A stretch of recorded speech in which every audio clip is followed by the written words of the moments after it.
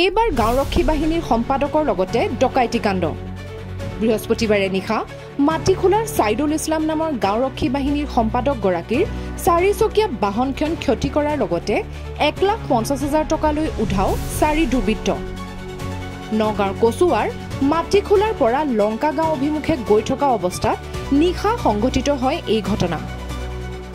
4 দুৰ্বৃত্তৰ ইতিমধ্যে 2জনক চিনাক্ত কৰিছে যদিও বৰ্তমানলৈকে কৰায়ত্ব কৰিবলৈ সক্ষম হোৱা নাই কচুৱা আৰক্ষী। ধৃত ডকাইত দুটা ক্ৰমে নাৰায়ণ দাস আৰু শিৱ দাস। আনহাতে নাৰায়ণ দাস পূৰ্বৰে পৰা ডকাইতি কাণ্ডত জড়িত থকাৰ অভিযোগ স্থানীয় ৰাইজৰ। উল্লেখ্য যে কচুৱা থানাৰ অন্তৰ্গত গাঁওৰক্ষীসমূহৰ সভাপতি জনৈক কাৰ্তিক আছামী পক্ষৰ লগত জড়িত থকাৰ অভিযোগ ভুক্তভোগীৰ। 20 তাৰিখে নিশা সন্ধিয়া 7টামান বজাত মই লংকাগাঁও তিনিআলি গৈ আছিলোঁ মোৰ 4 চকা বাহন লৈ। পানী বজাৰতে মোক দেখি সিহঁতে টাৰ্গেট কৰিছে। মই ইমান ভাবা নাই।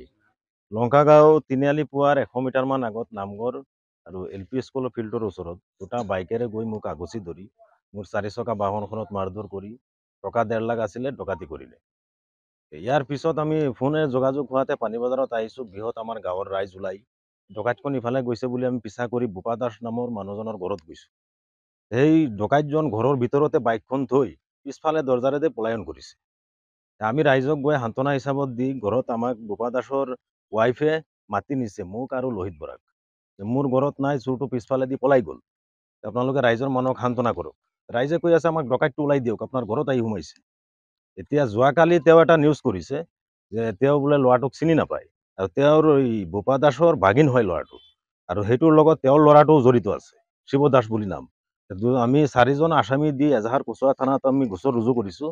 আৰক্ষী পিছদিনাখন আহিছে, তদন্তও কৰিছে। তদন্ত কৰি যোৱাৰ পিছত আমাক কৈছে যে ল'ৰাটোৰ মোবাইল দিব, ক'ত আছে আমি মোবাইল ট্ৰেক কৰি হ'লেও মানে আসামী ধৰিম।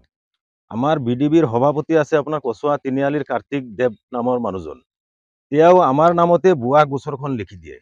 তেওঁক মই সম্পূৰ্ণ কথাবিলাক অৱগত কৰোঁ। কৰাৰ পিছতো আমাক একো মানে তেওঁ একশ্যন নোলোৱাতে থানাত আমাৰ নামত গোচৰখন এই কাৰ্তিক নামৰ দেৱ মানুহজনে লিখি দিয়ে।